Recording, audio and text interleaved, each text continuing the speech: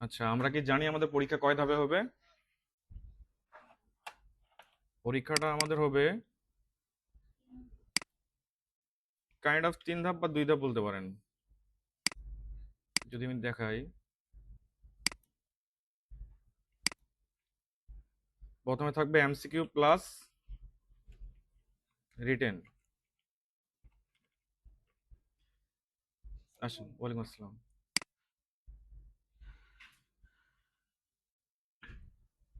এখানে থাকবে আমাদের টাইম, মনে করেন 1 ঘন্টা বা 30 মিনিট দিবে। 30টা প্রশ্ন থাকে তো, এখানে কিন্তু মার্ক থাকে না। তারপরে আমরা 30টা প্রশ্ন যেহেতু থাকে, আমরা ধরি 30 মার্ক। তারপরে থাকে আমাদের জব ওয়ান। জব ওয়ানে এমএস ওয়ার্ড দিয়ে একটা সিভি বানাইতে বলবে, অথবা কাইন্ড অফ ব্যানারের মতন একটা সিভি বানাইতে বলবে, যেটা পিছনে ছবি টবি থাকবে। তো এটা নিয়ে টেনশন করার দরকার নাই, এটা হচ্ছে প্র্যাকটিক্যাল। তারপরে থাকে জব টু, যেটাতে আমাদেরকে একটা ওয়েবসাইট বানাইতে হবে। এটা নিয়েও প্যারা খাওয়ার বিষয় নেই। বিষয় হচ্ছে যে রিটেন পার্টটা এমসিকিউটা সামনে নেওয়া যায়, কিন্তু রিটেন পার্টটা হচ্ছে, তো এটা শিখাই দেওয়ার মতন পদ্ধতি থাকে না। বুঝতে পারছি। তারপরেও যেমন সেকেন্ড টাইম যে আমাদের ওয়েব ডিজাইন পরীক্ষা হয়েছিল, সেখানে আর কি আমাদের কোশ্চেনটা আগেই পেয়ে গেছিলাম। 30 মার্কের কোশ্চেনটা ফুল আগেই পেয়ে গেছিলাম। এক্ষেত্রে টিস্যুতে কয়েকজন স্টুডেন্টকে আমরা লিখে দিয়ে দিয়ে দিয়েছিলাম। তো এই ক্ষেত্রে আর কি 30-এর মধ্যে 30টাই আর কি কমন। আর এখানে প্র্যাকটিক্যাল যেটা আছে, সার্ভার তো আপনার ইউজ করেনি। সার্ভারের মধ্যে আমরা প্র্যাকটিক্যালগুলো দিয়ে দিলে সমস্যা নেই। এসও যখন থাকবে, আপনি অন্য কাজ করেন, তাদেরকে দেখান যে কাজ করতেছেন, কোডিং করেন, সমস্যা নাই। ভয় পাওয়ার এখানে কিছুই নাই। জব ওয়ানটা তারা মনে করেন যে খালি চোখ বুলাবে শেষ, সিভিটা হয়েছে কিনা। এটা করলে মনে করেন যে জব ওয়ান শেষ, জব টুও শেষ। ঝামেলা থাকে কোথায়? ওরালটাতে। এটা হচ্ছে মেয়েদের জন্য প্লাস পয়েন্ট। কাদের জন্য? মেয়েদের জন্য প্লাস পয়েন্ট। কারণ ওরালে কোনো অ্যাসেসর 15টা প্রশ্ন করে, কোনো অ্যাসেসর 3টা, কোনোটা একটা। বুঝতে পারছি। এখন ছেলেরা খায় এখানে ধরা, মেয়েরা অনুরোধ বিনোদ করলেই হয়ে গেল। আমি যেমন বলি আপনাকে, আগের বাজে যখন আমাদের এক্সাম হয়েছে, একটা মেয়ের জব টু নাই। মানে আমাদের যেটা মেন প্রজেক্ট, মানে জব ওয়ান তো আমাদের সেক্টর না, আমাদের ওয়েব ডিজাইন সেক্টর। তাহলে ওয়েব ডিজাইনে যদি ডিজাইনে না করি, তাহলে কি ডেভেলপার সার্কিট পাওয়ার যোগ্য আমরা? মেয়েটার প্রজেক্ট ফোল্ডারে ডিলিট ওর কথা মতে। কিন্তু আমি তো চিনি ওকে নাকি, সে বানাইতে পারতো না। সে বলতো, স্যার আমার প্রজেক্ট ফোল্ডার কি যে হইলো, আমি বলতে পারি না, সেভ তো করছি, কোথায় যে সেভ হয়েছে খুঁজে পাচ্ছি না। ও পাস। আর যে আমার ক্লাস ক্যাপ্টেন, সে এত সুন্দর র কোড করে ওয়েবসাইট বানাইতে পারে, তাকে ফেল। হ্যাঁ, সে লিখিততে ফেল করে দিয়েছে, রিটেনে ওর ওরালও pass, job one job two সব পাস, এমসিকিউ শুধু রিটেনে ফেল করছে। রিটেনে ফেল করছে। তো এখানে যেটা করতে হবে আমাদেরকে, যেটা কমন পড়বে না, আমাদেরকে বলছে ম্যাক্সিমাম যেন আপনারা কম ফাঁকা রাখেন। যত কম ফাঁকা রাখবেন তত ভালো হবে। পঞ্চনেটে যেটা করছিল এবার, আহ, সেখানে 24 জনের মধ্যে 24 জনে ফেল। মানে এতগুলা জব, আমাদের কয়টা জব? 4টা হচ্ছে না? MCQ, job one, job two, oral. এই 4টা ধাপে পরীক্ষা হবে। এখন 4টা ধাপের মধ্যে যদি একটাও না পারি, তাহলে তো সার্টিফিকেট নেওয়ার যোগ্যতাই নাই আমাদের। তো পঞ্চনেটে একটাতেও পাস করে নাই।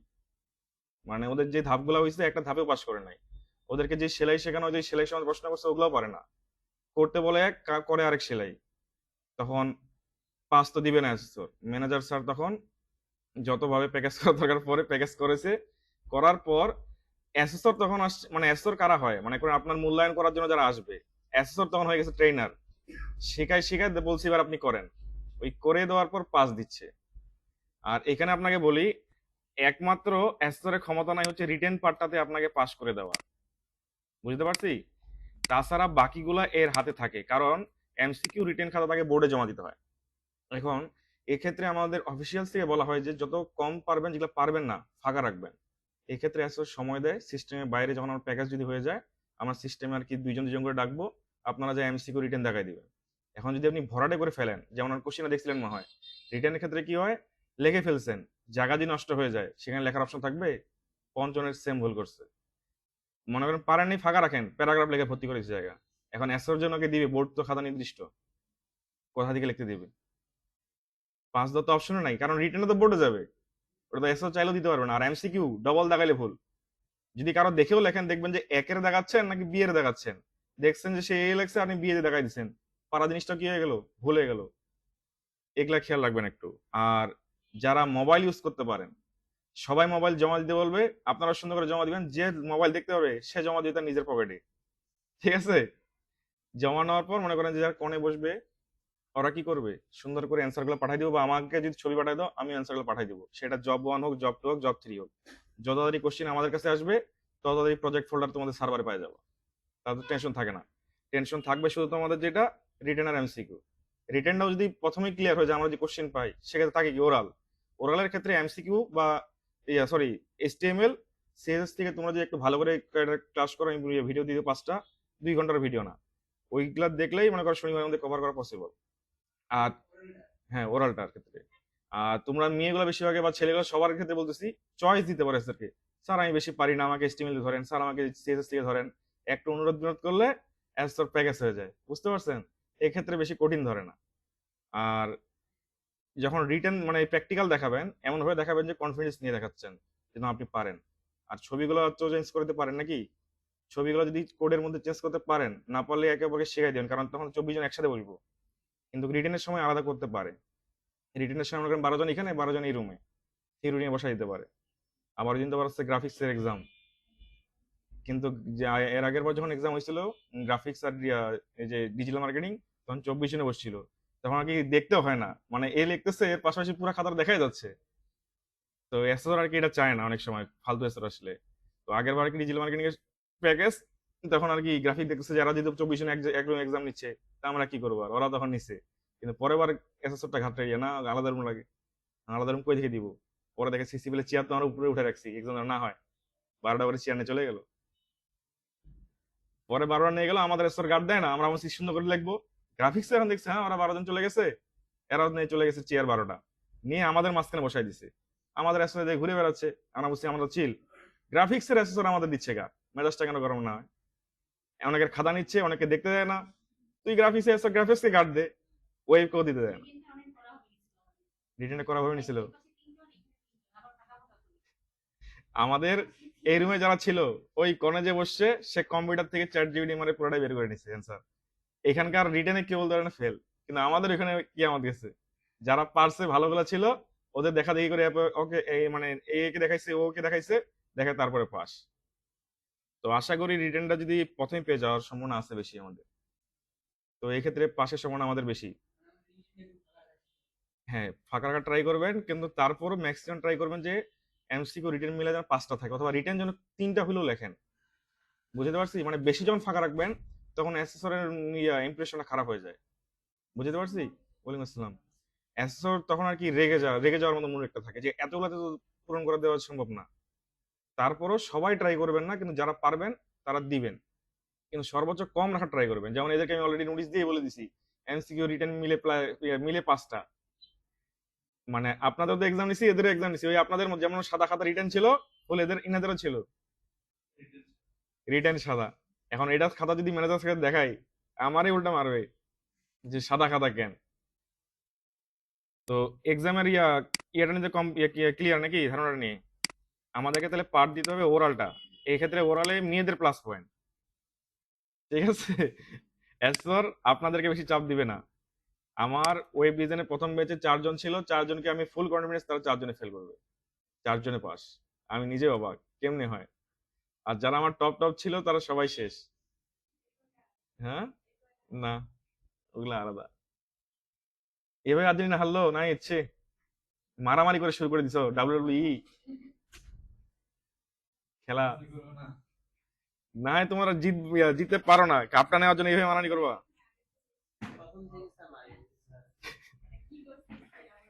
আচ্ছা শোনেন, আমাদের প্রত্যেকটা এক্সামের সময় ব্রেক দিবে। আর আপনার যেহেতু সার্ভার নিয়ে ধারণা আছে, আপনাদের তো সার্ভার নিয়ে প্যারা হবে না, সার্ভার হবে এদের যেহেতু ধারণাটা নাই। আপনাদের প্র্যাকটিক্যাল নিয়ে কোনো প্যারাই হবে না। প্র্যাকটিক্যাল তো সবাই পেয়ে যাবেন, শুধু জাস্ট ইমেজগুলো মডিফাই করবেন। আর বাটনের কালারগুলো যদি চেঞ্জ করতে পারেন তাহলে বেটার হয়, যদি না পারেন শুধু ছবিগুলো চেঞ্জ করেন। হুম, বাটনের কালারগুলো বুস্টআপের কালারগুলো শিখছেন কি? ধারণা দেওয়া হয়নি, আচ্ছা আমি দিয়ে দিব, সমস্যা নাই। তাহলে আপনারা আপনাদের রেড জোনে রাখেন ওরালটাকে আর রিটেনটাকে। যদি এই দুইটা হয়ে যায়, আপনার এনএসডি এক্সাম আটকে দেওয়ার কেউ নাই। কারণ আমাদের মূল এক্সাম হচ্ছে প্র্যাকটিক্যাল, প্র্যাকটিক্যাল আর দুইটাই তো আপনার হয়ে যাচ্ছে। বুঝতে পারছি? অ্যান্সার কোশ্চেন দেখবে, কোশ্চেন অনুযায়ী আপনি জাস্ট মিলাই দিবেন, যেটা হোম সেকশন, এটা অ্যাবাউট সেকশন, এটা সার্ভিস সেকশন, খালি মেনুগুলোতে ক্লিক করতে হবে, আর কিছু করতে হবে না। পুরো ডিজাইন তো রেডি। তারপরে যত শর্টকাট আছে আমি আপনাদের কোডিং সফটওয়্যারে দিয়ে দিব। শুক্রবারে একটা ক্লাস আমি নিতে পারি, শুক্রবারে লং ক্লাসটা হবে একটু, তারপরে মনে হয় আপনাদের খোলা মনে হয়, শুক্রবার তো অফ নাই। এটা এখনো ডিসাইড হয়নি, অফিসিয়ালস থেকে দেখ তারপরে জানাবো। তো এটা কাটলাম আমি তাহলে, ঠিক আছে। আপনাদের তো করা হয়েছে, এনাদের তো করা হয়নি। তো আমি এটা কাটলাম। একটা এক্সামের কোশ্চেনে ধারণা দেই। যেমন কালকে যে কোশ্চেনটা করাইছিলাম, এটা আমাদের সেকেন্ড টাইম এক্সামের সময় আসছিল।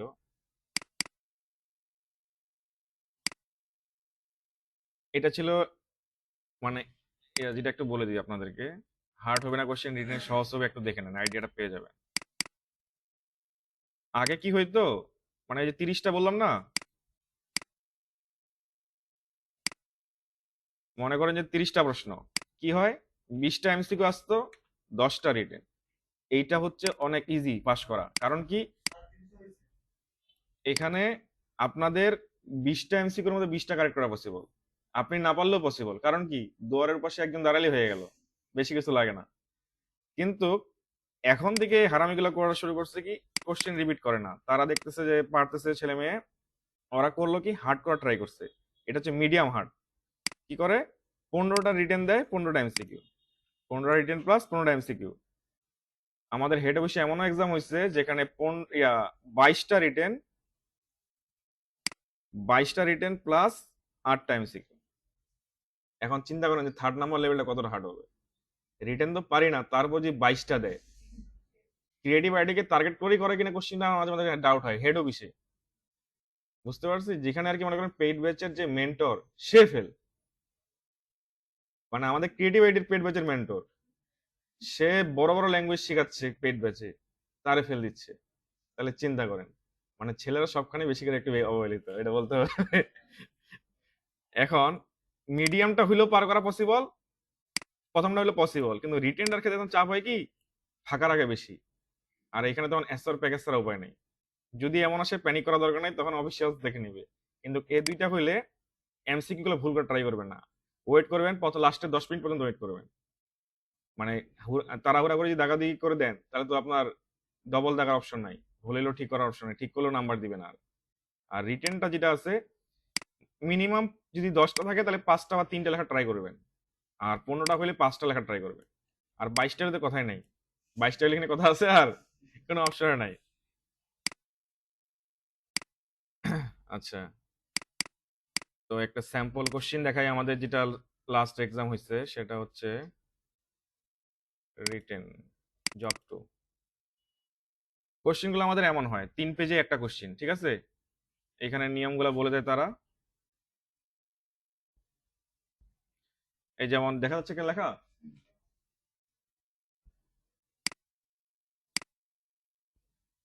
এই যে এটা হচ্ছে ফার্স্ট পেজ, লেখছে job sheet for web design level 3, job title রেস্টুরেন্টের একটা ওয়েবসাইট বানাইতে হবে, এইচটিএমএল সিএসএস জাভাস্ক্রিপ্ট আর ফ্রেমওয়ার্ক ব্যবহার করতে পারবো।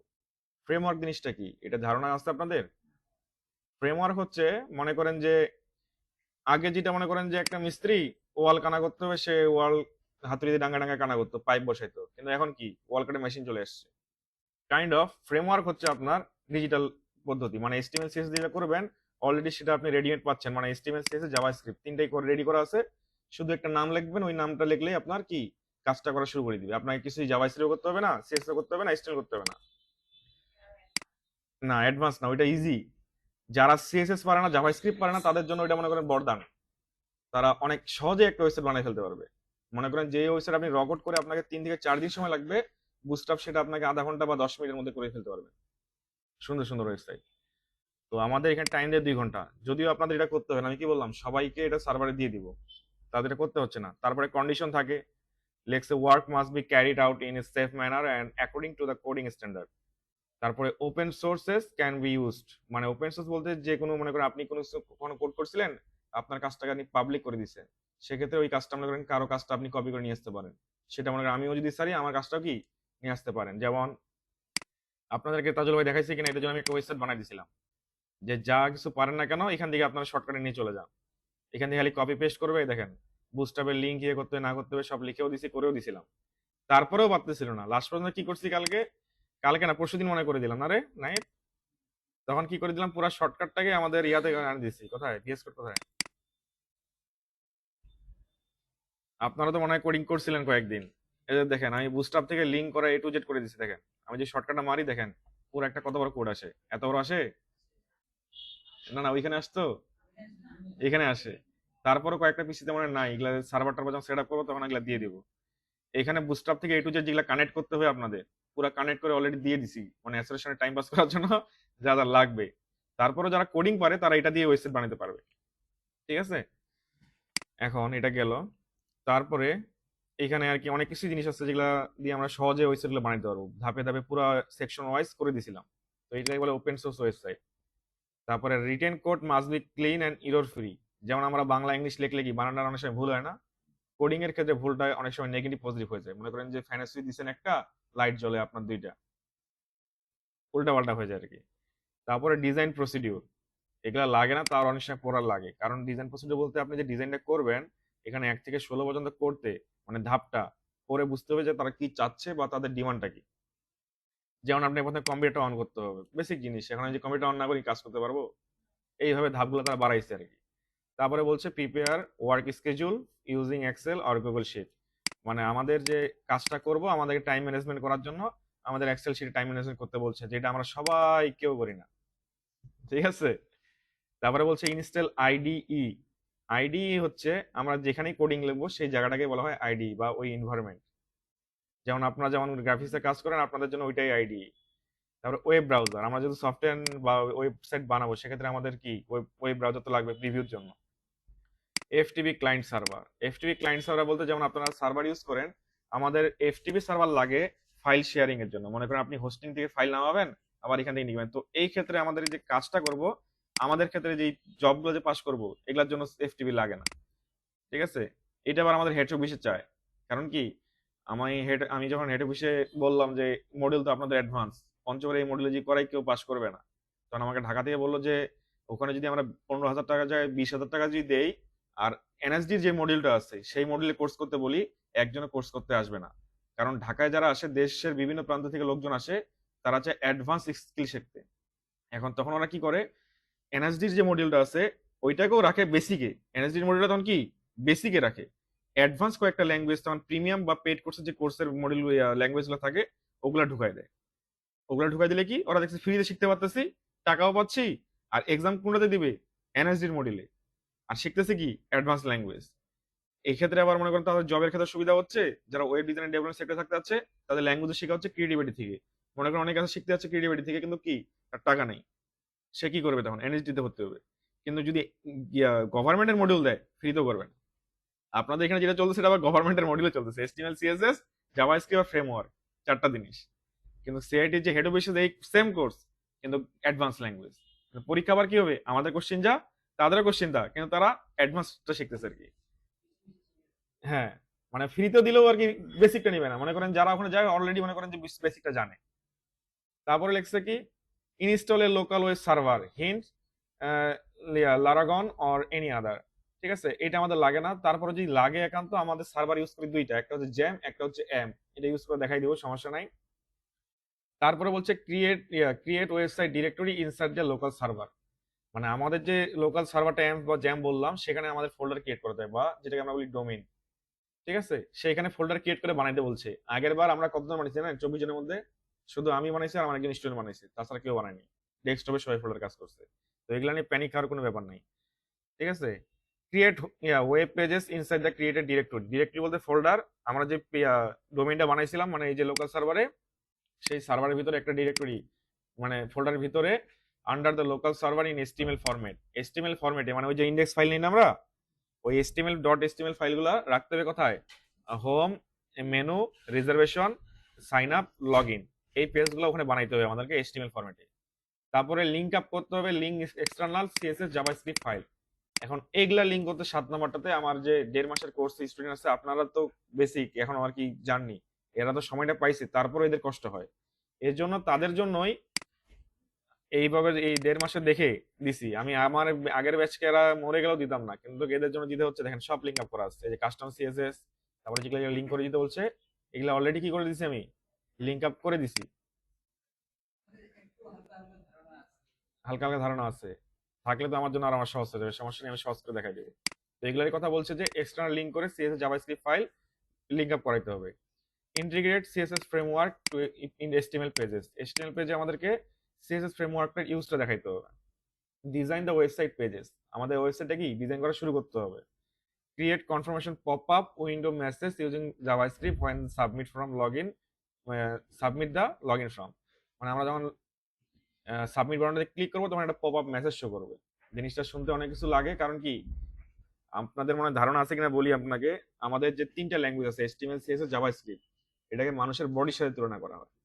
এখন HTML হচ্ছে মানুষের শরীরের কঙ্কালটা, শুধু কঙ্কালটা। এখন যদি বলেন সিএসএস কি স্যার, এই যে রক্ত মাংস এই দিয়ে যে আমাদের বডিটা তৈরি হয়েছে বাইরের যে পার্টটা, এটাকে বলা হয় সিএসএস। তাহলে HTML হলো, সিএসএস হলো, তাহলে কি একটা মানুষের বডিটা পুতুলের মতো হইলো। কারণ কি সে নড়াচড়া করতে পারবে না, কিছু করতে পারবে না। যদি নড়াচড়া করাইতে চান, কাজ করাইতে চান, সেক্ষেত্রে আপনাকে জাভাস্ক্রিপ্ট অ্যাড করতে হবে। তাহলে জাভাস্ক্রিপ্ট কি করে স্যার? ফাংশনালিটি অ্যাড করে। যদি জাভাস্ক্রিপ্ট ছাড়া প্রাণহীন, যদি প্রাণ দিতে চান তাহলে জাভাস্ক্রিপ্ট অ্যাড করতে হবে। তো এখানে যেটা বলছে, আপনি বাটনে ক্লিক করেন, বাটনে ক্লিক করলে একটা পপ আপ মেসেজ আসবে, যেটা আর কি বলবে যে সাবমিশন আর কি কনফার্মেশন ক্রিয়েট হয়েছে। তারপরে using CSS and jQuery make and zoom section in this detail page, মানে আমরা যে ডিস ডিটেল পেজটাতে বানাবো, ওই যে আপনারা অনেক সময় আমরা পারচেজ করি না যেন প্রোডাক্ট অনলাইনে, দেখবেন ওখানে অনেকগুলো ইমেজ থাকে চুজ করা, তারপর ইমেজটাতে জুম করা যায়। তো ওই জিনিসটা করতে বলছে। এখানে জিনিসটা কি বলছে দেখেন আবার, সিএসএস jQuery জিনিসটা কি? jQuery হচ্ছে জাভাস্ক্রিপ্ট ফ্রেমওয়ার্ক। যেখানে জাভাস্ক্রিপ্ট সেখানে জাভাস্ক্রিপ্ট ফ্রেমওয়ার্ক শেখার তো প্রশ্ন আসে না। তো এটা নিয়েও প্যারা নেওয়ার দরকার নাই। তারপরে বলছে show date and time using JavaScript, এইটা অনেকেই দিতে হয়, এটা কারো মাপ নাই, কেউ পারুক জাভাস্ক্রিপ্ট না পারুক জাভাস্ক্রিপ্ট, তারপর কি দিতে হবে। তাহলে এটা কিভাবে দিবেন? এটার জন্য আমি 6 লাইনে একটা কোড লিখে দিছি। আমি চাইলে, আপনারা চাইলে এখানেও অ্যাড করে দিতে পারি, আপনাকে কিছু করতে হবে না, ডেট অ্যান্ড টাইম অলরেডি নিচে এখানে শো করবে। যখন আপনি কোডটা রান করবেন তখন আর কি ওয়েবসাইটের নিচে এখানে শো করবে ডেট এন্ড টাইমটা। ঠিক আছে, স্মল ফ্লোটা করে রাখা যায়, বিগ ফ্লোটা করে রাখা যায়, সমস্যা নাই। তারপরে দেখেন এখানে link navigation menu with all created page, এর মানে হচ্ছে যে আমরা মনে করেন যে ক্রিয়েটিভিটি ওয়েবসাইটে যদি যাই, আপনি খেয়াল করবেন আমি আছি হোম পেজ, এটা কি বলে হোম পেজ। কি বুঝলাম হোম পেজ? যেই পেজের যেই ডোমেইন, মানে ওই আমরা যে ইন্ডেক্স নাম দেই না, ইন্ডেক্স নাম দেওয়ার উদ্দেশ্য হচ্ছে ইন্ডেক্স ফাইলটাকে যদি দেই অটোমেটিক তখন আমরা যেই ডোমেইনটা কিনবো ওই ডোমেইনের সঙ্গে সে ব্লেন্ড হয়ে বা মিক্স হয়ে যাবে। ঠিক আছে, যেমন সোজা কথা যদি বলি, পানিতে যদি অরেঞ্জ ঢালেন তাহলে কি হবে? শরবত হয়ে যাবে না? তো আপনি যদি ইন্ডেক্স না দেন সেক্ষেত্রে সে মিক্স দিতে পারবে না। আর যদি ইন্ডেক্স দেন তখন কি ডোমেইনের সাথে সে মিক্স হয়ে যাবে, মনে হবে যে আমরা এই ফাইলটা বানাইছি কিন্তু আমরা বানাইছি কি ইন্ডেক্স, কিন্তু বাকি ফাইলগুলো আমরা কখনো ইন্ডেক্স বানাই না। এটা অ্যাবাউট আস পেজ, দেখেন আমি অ্যাবাউট আসে আসলাম, তারপরে দেখেন মেনু আর টপ বার কি সেম। তারপরে আমি আসলাম সাকসেস পেজ, দেখেন পেজ চেঞ্জ হচ্ছে, মেনু কি চেঞ্জ হয় না, টপ বারও কি চেঞ্জ হয় না। আমি কোনটাকে যদি আসি, তারপরে দেখেন টপ বার আর মেনু সেম আছে, শুধু এই দুইটাই সেম থাকে না, আরো দুইটা জিনিস সেম থাকে, সেটা হচ্ছে বিগ ফুটার, ফুটার। এটাকে বলে বিগ ফুটার। কি বলে? ফুটার মানে হচ্ছে নিচের অংশ, আর নিচে দেখবেন এই যে ছোট করে কপিরাইট থাকে না, এটাকে বলে স্মল ফুটার। আমাদের অনেক সময় পরীক্ষায় বলে বিগ ফুটার বানানো একটা, আর একটা স্মল ফুটার বানানো। তারপরে দেখেন কমপ্লিট দ্য ওয়েবসাইট, ওয়েবসাইটটা বানা শেষ করতে বলছে। Test and review the website as required, মানে যেগুলো যেগুলো ফাংশনালি চাইছে এগুলো টেস্ট করতে বলছে রিকোয়ার্ড অনুযায়ী। তারপরে বলছে submit the assessor, submit the website to the assessor as per as instruction. যে ইনস্ট্রাকশন গুলো আছে এই ইনস্ট্রাকশন অনুযায়ী কাজ শেষ হয়ে গেলে অ্যাসেসরকে আমরা কি করব? সাবমিট করব। কিন্তু অতটা সময় পাওয়া যায় না, অনেক সময় 3 পেজ 2 পেজ বা 4 পেজ করলেই অ্যাসেসরকে সাবমিট করতে হয়, অনেক সময় অনেকে ফুল পেজও বানায়। তো যেহেতু আপনারা সার্ভারে পাচ্ছেন, এগুলো তো আপনাকে করতে হচ্ছে না, কিন্তু একটা আইডিয়া দিয়ে দিলাম যে অ্যাসেসরকে বলতে পারেন যে আইডিয়া কি, বা আপনাকে জিজ্ঞাসা করলে এখন আপনি যদি বলতে না পারেন তাহলে সমস্যা। বুঝতে পারছি? এখন এই সেম দেখেন হেডিং টাইটেল যেগুলো দেখছি, এখানে ওই কন্ডিশন পর্যন্ত কি সেম পাবেন, শুধু ডেট এন্ড টাইমটা নাই। কিন্তু এখানে শুরু হয়েছে কি নতুন জিনিস, ইকুইপমেন্ট, মানে আমরা যে ব্যবহার করব, কি কি ব্যবহার করতে পারবো। তারা 1 নম্বরে লিখছে পার্সোনাল কম্পিউটার অথবা ল্যাপটপ। তারপরে 3 নম্বর যে জিনিসটা দিছে সেটা হচ্ছে ইন্টারনেট। যদি দেয় তাহলে লাখ, বেশিরভাগ করে আমার ওয়েব ডিজাইন ডেভেলপমেন্টে ওরা শুধু অপেক্ষা আছে নেট দিবে কিনা। আমি জানি নেট দিবে, তারপরে কি নেট দিবে না বলতেছি, নাহলে একটা হারামজাদা আরামসে কাজ করবে না, সবগুলাই কপিরাইট। ওদেরকে বর্তমান ট্রেনিং দিচ্ছি, একটু আমাদের তো নেট এবার দিবেই না, কিন্তু নেট আপনারা পাবেন, ওরাও পাবে। তারপরে বলছি যে সফটওয়্যার, ওয়েব ব্রাউজার লাগবে, আইডি লাগবে। একটু আগে যেটা বললাম আইডি কি, যেখানে কোড লিখি, কোড লেখার এনভায়রনমেন্টটাকে বোঝায়। তারপরে রিকোয়ারমেন্ট, মানে এখান থেকে আমাদের ওয়েবসাইট বানানো শুরু হলো, আমাদেরকে 6টা পেজ বানাইতে হবে। একটা হচ্ছে হোম পেজ, মেনু পেজ, আর তারপরে এখানে আসলো dish detail page, reservation, sign up, log in. এই পেজগুলো বানানোর পর এখানে যে যে জিনিসগুলো বলছে, যেমন অনেক কিছু চাই, এই জিনিসগুলো কিভাবে বানাইতে হয় এটা আমি একটা স্যাম্পল দেখাই দিচ্ছি, এটা সমস্যা নাই। তারপরে শেষ হয়ে গেলে কি কি দিতে হবে, তার একটা রিকোয়ারমেন্ট নিচে দিচ্ছে, যে বলছে full width container with navigation menu. Navigation মানে হচ্ছে যে মেনু বারটাকে বলা হয় নেভিগেশন, এটাকে আবার ন্যাভ বলা হয়, ন্যাভ সেকশনও বলা হয়। তো এখানে আর কি ক্লিক করলে মাউস হোভার হবে আর কি। মাউস হোভার বলতে কোনো কিছু, যেমন এই যে দেখেন, যখন আমি কিছু করিনি তখন মাউস আনলে কি হয়, একটা কালার আসতেছে, তাই না? আর আমাদের যে আইকনটা ছিল ভিতরে কি কালো, হোভার করলে সেটা হচ্ছে সাদা, আর ব্যাকগ্রাউন্ডটা কি হচ্ছে রেড, এটাকেই বলে হোভার ইফেক্ট। তারপরে বলছে current date and time using JavaScript, আমাদেরকে জাভাস্ক্রিপ্ট ব্যবহার করে ডেট অ্যান্ড টাইমটা দিতে হবে। Include external CSS and JavaScript file, মানে এই যে আমাদের এই ফাইলটাকে লিঙ্ক করতে বলছে, আর উপরে কি সিএসএস ফাইলটাকে লিঙ্ক করতে বলছে, যেটা আমাদের অলরেডি কি আমাদের সফটওয়্যারে থাকবে। এটাকে কেমন করে আনবেন আমি আরেকবার দেখাই দিই। এই যে এক্সপ্লেনেশন সাইনটা যদি দেন, তারপরে ইন্টার মানে এটাও আসবে, এই চলে আসলো। অথবা আপনি লিখতে পারেন HTML ক্লোন 5, এটা লিখলেও আসবে। এটা লিখলে আসলো না কেন? আচ্ছা এটা আসলো না, আচ্ছা তাহলে লেখেন HTML5, এটা লিখলেও কি আসতেছে। মানে যে কোনো তিনটার মধ্যে একটা কাজ করবে সবার পিছিয়ে, আবার কারো পিছিয়ে তিনটাই কাজ করে। আমারই কালকে কাজ করছে তিনটা, কিছু একটা সমস্যা হয়েছে, দেখতে হবে এগুলা। তারপরে বলছে ওয়েবসাইট মাস্ট বি রেসপন্সিভ, আপনাদের রেসপন্সিভ না হলেও চলবে, ঠিক আছে। তারপর আমি রেসপন্সিভ দিয়ে দিব। আপনাদের মেন টার্গেট হচ্ছে কি, শুধু এক রিটেন পাস করা আর ছবি চেঞ্জ করা, ঠিক আছে। সার্ভার থেকে কি করবেন, খালি ফাইলটাকে নিয়ে ছবি চেঞ্জ করে দিবেন, আর ভাইবাটা সামলাবেন। ভাইবা তো মেয়েদের কোনো সমস্যা নাই, ওই প্রথমে হাসান ভাইকে দেখাই দিবেন যে উনাকে ধরা খাও, বুঝছেন, টাকাটা ওনাকে নিতে দিব না, হাসান ভাই কর, কোনো টাকাই নিতে দিবেন না, লোকটা ক্লাস করে নাই। তাহলে একটা কোশ্চেন সম্বন্ধে ধারণা দিলাম, ঠিক আছে। এখন শুরু করব অনেক বোরিং একটা জিনিস, সেটা হচ্ছে আপনাদের কারো ভালো লাগবে না, সেটা হচ্ছে কোডিং এ চলে যাবো আমরা, ঠিক আছে। তো আপনি কি করবেন, একটা ফাইল বানাবেন ডেস্কটপে। আমাদেরকে কিন্তু ডেস্কটপে বলে না, অনেক সময় বলে সি ড্রাইভে, এক্সামে কি বলে সি ড্রাইভে ফোল্ডার বানাইতে আপনার নাম আর রেজিস্ট্রেশন নাম্বার দিয়ে। রেজিস্ট্রেশন নাম্বারগুলো কেমন হয় আমরা যদি একটু দেখতে চাই, রেজিস্ট্রেশন নাম্বারটা অনেক বড় হয় একটু, যারা পরীক্ষা দিচ্ছেন তাদের আইডিয়া থাকার কথা। মানে আপনাদের কোনো টেনশনে করার দরকার নেই, আপনি যদি শুধু রিটেন্ড আর ভাইবাটা সামলায় নেন, এখানে ম্যাক্সিমাম 10-এর উপরে বা আরো বেশি পাস করা পসিবল আপনাদের এখান থেকে। এডমিট কার্ড পরীক্ষার দিন পাবেন স্যার, কিন্তু দোয়া করেন যদি আগে পাই, তাহলে বোঝা যাবে কে কোথায় বসবে, সেই অনুযায়ী একটু প্ল্যান করা যাবে। হ্যাঁ, এই দেখেন রেজিস্ট্রেশন নাম্বারটা কেমন হয়, REG-ICT ওয়েব ডিজাইন আর কি, WD হাইফেন লেভেল 3, তারপরে 00 একটা নাম্বার থাকে, এই নাম্বারটা হচ্ছে রেজিস্ট্রেশন নাম্বার। আপনাদের হয়তো বলতে পারে যে এই রেজিস্ট্রেশন নাম্বার দিয়ে একটা ফোল্ডার করেন, তার ভিতরে জব 1 আর জব 2 করেন। জব 1 এর ভিতরে থাকবে MS ওয়ার্ডের কাজটা আমাদের, আর জব 2 এর ভিতরে কি থাকবে, ওয়েবসাইটের কাজটা। আর এই ফোল্ডারটা করতে বলে ম্যাক্সিমাম ক্ষেত্রে হয় ডেস্কটপে, আর না হলে বলে সি ড্রাইভে। তো সি ড্রাইভে অনেক সময় আমরা যেমন আগের বার কাজটা কি করছি, আমাদেরকে ইনস্ট্রাকশন ঢাকা থেকে দিয়েছিল যে আপনাদের কাজ দিবে না, মানে নেট দিবে না। তো আমাদের তো প্ল্যান ABCD করে রাখতে হবে। আমি দেখছি স্টুডেন্ট অবস্থা খারাপ, প্ল্যান ABCD করে রাখছি, পরীক্ষা যায় অ্যাপ্লাই করতে হয়েছে প্ল্যান Z, ঠিক আছে। তো মেন জিনিস কি করছি, যতগুলো নকল টকল ছিল সবগুলো রাখছি, এই দেখেন ভর্তা, ফাইলের নাম কি, এখানে সবকিছু ভর্তা করে রেখে দেওয়া হয়েছে, যতগুলো ফাইল আমাদের লাগে। অনেক সময় ওয়েবসাইট গুলো মানে রেডি করে রাখা হয়েছে। এখন চিন্তা করেন, আমাকে যদি বলে স্যার এই জায়গায় ফোল্ডার বানাইতে, আর ওই দেখে যদি ভর্তা কি, ভর্তা নামে তো কোনো প্রোগ্রামিং ফোল্ডার সি ড্রাইভের ভিতর থাকে না। এখন ওই যদি চেক করে আমরা কি ধরা খাবো কিনা। এখন অনেক স্টুডেন্ট এটাকে যে মুভ করতে হবে সে ফান্ডামেন্টাল জানে না, এখন তাকে কিভাবে বলবো যে তুমি ফাইল ফোল্ডারটা সরাও। তখন যখন এসএস ছিল না, সিস্টেমে উঠে গিয়ে ওদের গুলো চেঞ্জ করে দিতেছে আমাকে, মানে ভিতরে ঢুকাই দিছি, ওই এইটুকুই পারে না ভিডিও করে দাও, লাস্ট পর্যন্ত রাগ ধরে যাদের পারি নাই তাদেরকে বলছি ডিলিট করে দাও, কারণ সাথে কোডিং এ করবে না, তাদের রেখে গেলে লাভ কি।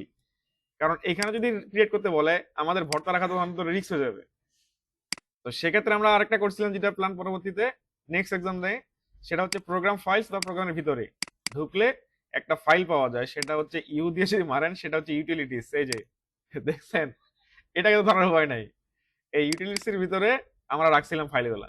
আপনাদের অনেকগুলোতেই আছে, অনেকগুলোতে নাই, তো আপাতত কাজ করার দরকার নাই, কারণ ওই ফাইলগুলো আমাদের যেহেতু অনেকগুলো পিসিতে নাই, যেগুলাতে আছে ওগুলোতে নিয়ে সব পিসিগুলোতে আবার দিতে হবে।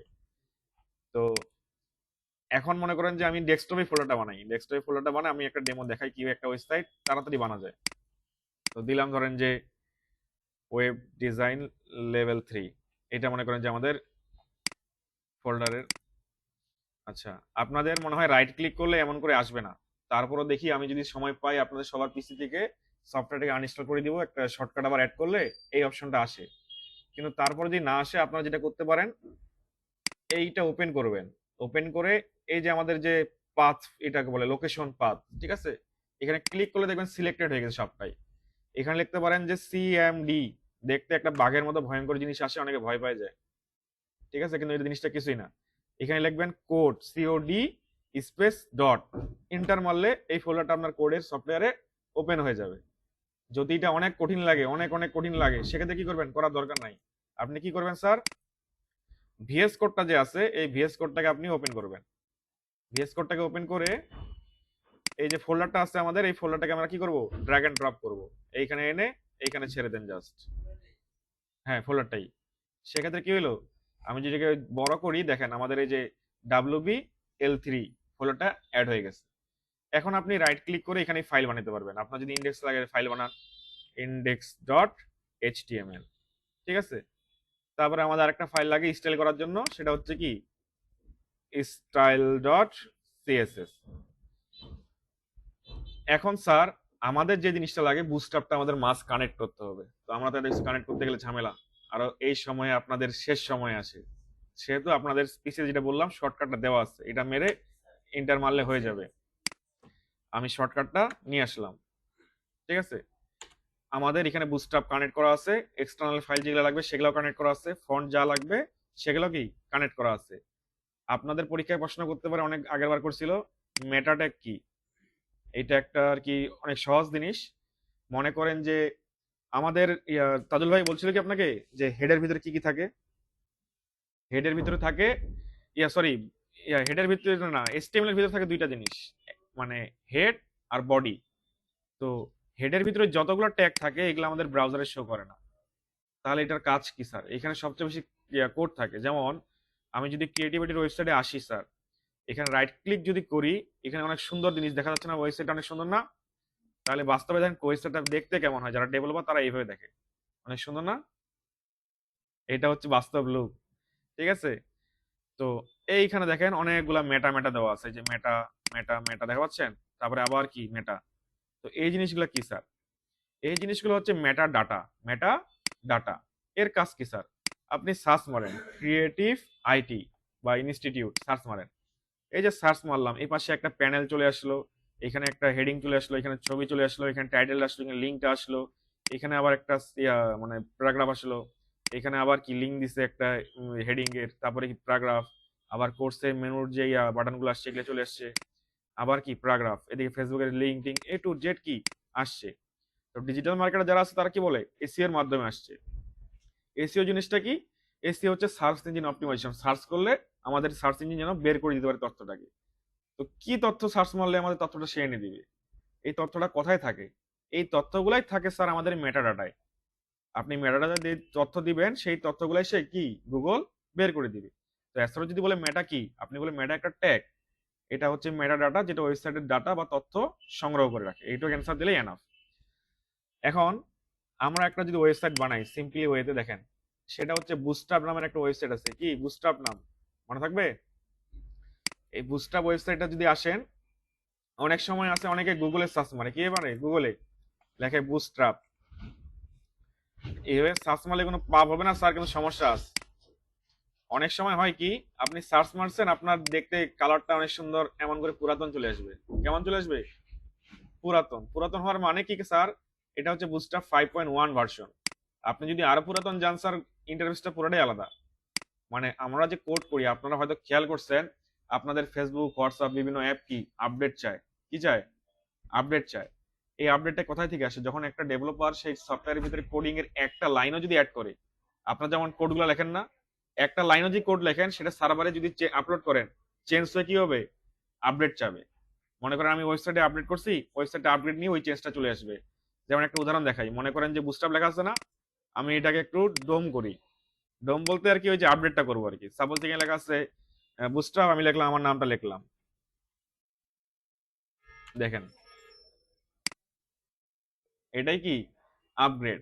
তো আপনি একটা লাইনও যদি লেখেন, একটা স্পেসও যদি দেন, আপনার সফটওয়্যার বা ওই মানে ওয়েবসাইটে সে আপগ্রেডটা নিয়ে নিবে। তো ঠিক তেমনও আমরা যে কাজগুলো করি, আমাদের যে বুস্টআপ বা এইচটিএমএল সিএসএস, এগুলোর ভার্সন থাকে, এগুলো ডে বাই ডে আপগ্রেড হয়। এখন ভার্সন শুনে অনেকে অনেক সময় আগে যখন নতুন শিখে তখন অনেকে মনে কনফিউজ তৈরি হয় যে এখন 5 শিখতেছি আবার 6 শিখতে হবে। না, 6 শিখতে হবে না, জাস্ট কি কি নতুন আসছে এটা দেখে নিতে হবে। 6 এর পরে মানে 7 আসছে, 7 কি শিখতে হবে? 7ও শিখতে হবে না, নতুন যেগুলো আসছে জাস্ট ওগুলা দেখে নিলে শেষ হয়ে গেল। কিন্তু ইউজার ম্যানুয়াল কি সেম থাকে। তো আপনাদের যদি পুরাতন এমনটাই চলে আসে স্যার, তাইলে কি মারা যাওয়া যাবে না। প্রথম টার্গেট কি মারা যাওয়া যাবে না।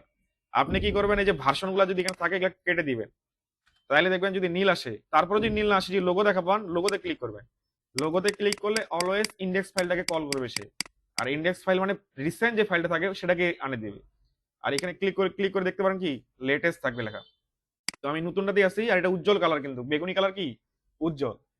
এখন এখান থেকে আসবেন ডক্সে, কোথায় আসবেন ডক্সে। তো এখানে আমাদের মেথড আছে একটা হচ্ছে সিডিএন। সিডিএনটা মানে হচ্ছে আমাদের সার্ভারে কোনো ফাইল রাখবো না, তাদের সার্ভারে যে ফাইলগুলো আছে ওই ফাইলগুলো আমরা ব্যবহার করব। একটা হচ্ছে বুস্টআপ min ডট সিএসএস, আর একটা বুস্টআপ বান্ডেল ডট জেএস। ঠিক আছে, এই যে জেএস লেখা আছে।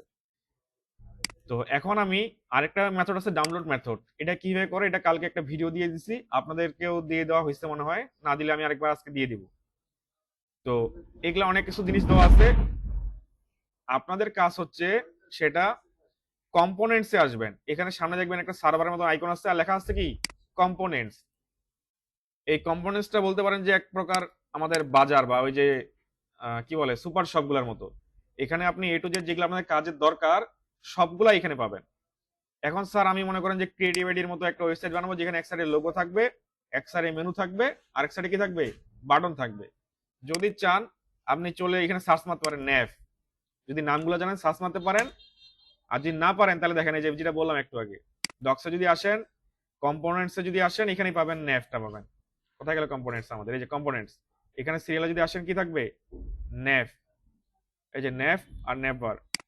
ন্যাভবারে ক্লিক করলাম, এখান থেকে স্ক্রল করে আসলে একটা অনেকগুলো ন্যাভবার থাকবে। তো আমি চাচ্ছিলাম কি লোগো থাকবে এক জায়গায়, আর মাঝখানে মেনু থাকবে, ওয়ালাইকুম আসসালাম, তারপর একসাথে আর সাইডে বাটন থাকবে। তো আমি যেটা করি অলওয়েজ, এই যে স্ক্রলিং লেখাটা যেটা আছে, এই স্ক্রলিং লেখাটা যেখানে থাকে ঠিক তার নিচের যে ওয়েবসাইটটা যে ভিউটা দেখা যাচ্ছে, এটা হচ্ছে ব্রাউজার ভিউ, আর এটা হচ্ছে আমাদের কোডিং ভিউ। এটা কি বানাইছে এটা আমি বানাইতে পারি না। তো বুস্টআপ কি করছে, সে জাভাস্ক্রিপ্ট, সিএসএস আর এইচটিএমএল লিংক করে আমার জন্য সেটা রেডিমেড করে রাখছে। কি করে রাখছে, অলরেডি সে বানায় রাখছে। আমি যদি কপি করি, আর আমাদের যেহেতু বুস্টআপ আমাদের ফাইলগুলোতে কি করা আছে কানেক্ট করা আছে, আমি কপি করে আনছি আর পেস্ট করে দিলাম। তারপরে যে গো লাইভ দিই স্যার, দেখবেন আমাদের কি মেনু রেডি।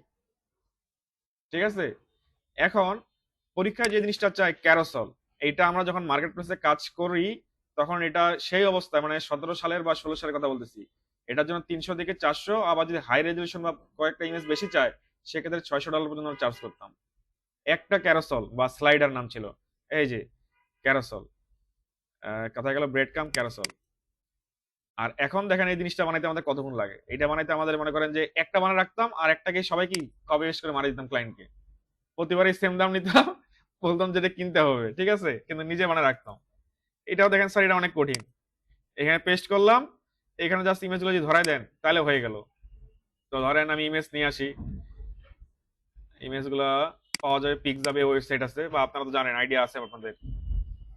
তো এখানে ওয়ালপেপারে ক্লিক করলাম, ক্লিক করার পরে আমি এখানে কয়েকটা ইমেজ নিয়ে নেই। ধরেন যে এই ইমেজটাকে নেই, আমাদের একটা ইমেজ দিয়ে কাজ চালাতে পারবো আপাতত। ওপেন ইমেজ নিউ ট্যাব যদি দেন তাহলে আমরা সিডিএন লিঙ্কটা কপি করতে পারবো, যে সিডিএন লেখা আছে, মানে ডাউনলোড না করে ব্যবহার করতেছি, আপনি চাইলে ডাউনলোড করে ব্যবহার করতে পারেন। এখন স্লাইডারের যে কোডটা আমি পেস্ট করছি স্যার, এটা বুঝবো কিভাবে আসছে কিনা। আমাদের কোডটা যদি দেখেন, এইখানে নেবার নিচে দেখেন 3টা ডট দেখা যায়, যদি জুম করি একটু ভালো করে দেখেন, ডট দেখা যায় 3টা। আপনি যদি ক্লিক করেন দেখেন চেঞ্জ হয় ডট গুলা, তার মানে কি ছবি আমাদের শো করছে কিন্তু ছবি দেওয়া নাই। ছবির জায়গায় কি দেওয়া আছে স্যার, দেখেন এই যে ইমেজ ট্যাগের ভিতরে কি সোর্সে কি দেওয়া আছে, ডট ডট দেওয়া আছে। এখন এই ডট ডট গুলাকে আমাদেরকে কি করতে হবে, কেটে দিতে হবে। আপনি যদি সিলেক্ট করেও পেস্ট করেন তাহলেও চলে যাবে।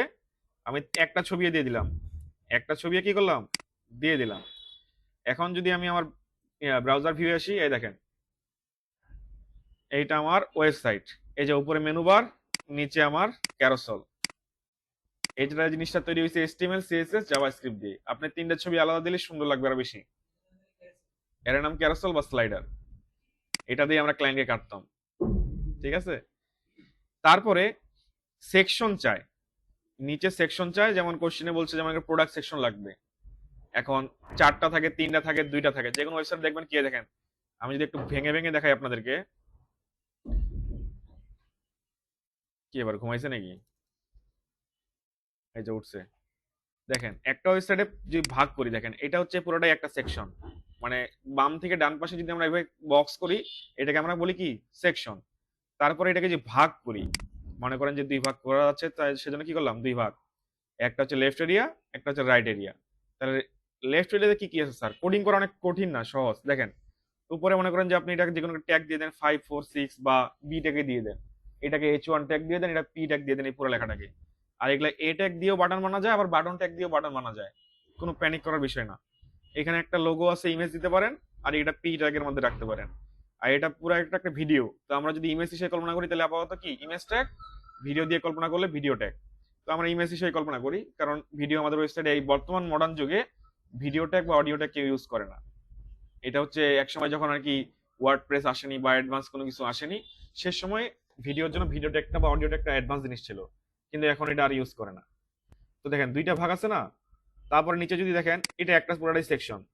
এই যে নিচের পার্টটা আর কি, ব্যাক করি,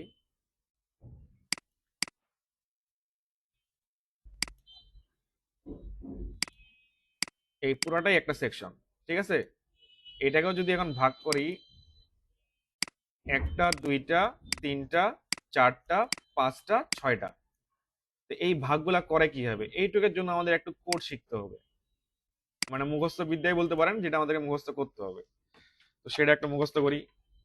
অনেক কঠিন স্যার, এটা পারবেন না আপনারা। দেখেন সেটা হচ্ছে, প্রথমে আপনাকে নিতে হবে ডট রো। কি নিতে হবে? ডট রো নিলেন, এইভাবে এক ডিপ নিতে পারেন তো নাকি। তারপরে নিবেন ডট কল। কি নিবেন? কল। তো রোটাকে আগে বুঝি। রো হচ্ছে বাম পাশ থেকে ডান পাশে একটা লাইন, একটা কি লাইন। এখন আমি যদি বাম পাশ থেকে ডান পাশে একটা লাইন নেই স্যার, হ্যাঁ, আর দুই দুই মিনিট লাগবে, এটা শেষ করে দিই। আচ্ছা একটু দিন সময়। আচ্ছা এখন দেখেন, এটা হচ্ছে আমাদের একটা রো। বাম পাশ থেকে ডান পাশে গেলে কি রো। মানে এই রোটাকে আমরা ভাগ করতে পারবো 12 ভাগে। কয় ভাগে? 12 ভাগে। তো আমি প্রথমে কিনছিলাম ডিপটা রো। তাহলে কল লাগবে আমাদের কয়টা? আপনি যদি চান দুইবার ভাগ করবো স্যার, তাহলে কি কল দুইবার নিতে লাগবে আমাকে। কল কয়বার নিতে লাগবে? দুইবার। আমাকে তাহলে এই লাইনটা আরেকবার কপি করে পেস্ট করতে হবে। কোডে কপি করে পেস্ট করার নিয়ম হচ্ছে শিফট অল ডাউন এরো বা আপ এরো চাপবেন। তাহলে দুই ভাগে কত হলো? 6 6 ভাগ হয়ে গেল। আর যদি আপনি চান যে 3 ভাগ করবেন, তাহলে কি সবগুলা 4 4 করে হয়ে গেল।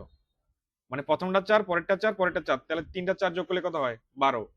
আপনি যদি 4টা নেন, তাহলে কত করে হইলো? 3 করে হইলো। আসেন, আপনি 12কে ভাগ করতে পারেন, আপনি সংখ্যাটা ভাগ করেন, কত করবেন? আপনি যদি সহজ করে করতে চান স্যার, আরো টেকনিক আছে। দেখেন আপনি কলের পরে হাইফেন দিতে পারবেন। আপনি যদি লিখে দেন যে 6, তাহলে আমি কত নিতে পারবো স্যার? আর থাকে কত? 6 থাকে না? আপনি বাকিগুলোকে দেখেন, আপনি এটা করতে পারেন 2, তারপর আর করেন 2, কত হইলো?